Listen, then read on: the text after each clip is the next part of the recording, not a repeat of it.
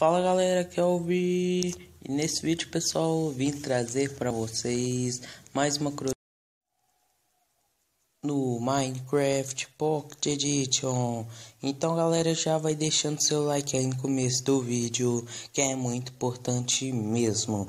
Como vocês estão vendo galera, eu vou estar ensinando hoje para vocês como vocês vão estar spawnando a cabeça, o crânio do Wither Boss. Sim pessoal, crânio do Wither Boss no Minecraft Pocket Edition, super top mesmo. E não é o crânio da cabeça dele, e sim o crânio que ele atira, que sai bolas de fogo, né? Aquelas bolas que explodem. Enfim, para você estar invocando o Wither Boss é desse jeito aqui e muito fácil. Você vai estar fazendo um T, né, com a areia das almas. Caraca, velho, veio um trem aqui muito fera, né, do ar. Mas enfim, você vai e preenche aqui com cabeças de esqueleto do Wither. E ele vai aí tá carregando para vocês estarem matando o Wither.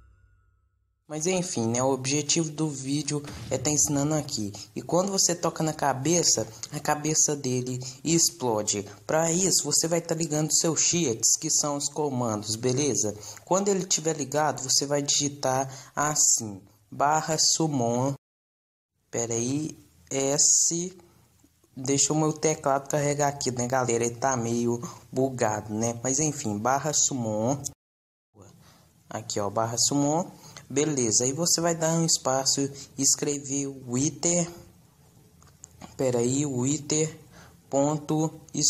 com 2 L's, beleza? Deixa eu pôr aqui, .school, e vai estar aparecendo ali Dangerous. Eu acho que é isso aí que se pronuncia. Lembrando, galera, que eu só acho que é assim que se pronuncia, né? Mas eu não sei se é assim. Depois disso, né, galera, vocês escreverem isso, vocês vão ter que localizar onde vocês querem. Que no caso você vai dar espaço tiozinho de novo e de novo e espaço tiozinho, beleza? Para você localizar no bloco onde você está. E depois você vai dar um próximo e ela vai estar aqui. Quando você toca nela, ela também vai estar explodindo aí para vocês, beleza? Super top mesmo e muito fera mesmo. Você pode estar mostrando também pro seu amigo falar: olha só, peguei a cabeça que o Wither atirou. Mas é isso galera, se você gostou do vídeo, deixe seu like, se inscreve no canal, beleza? Então é isso, valeu pessoal e até o próximo vídeo. Fui!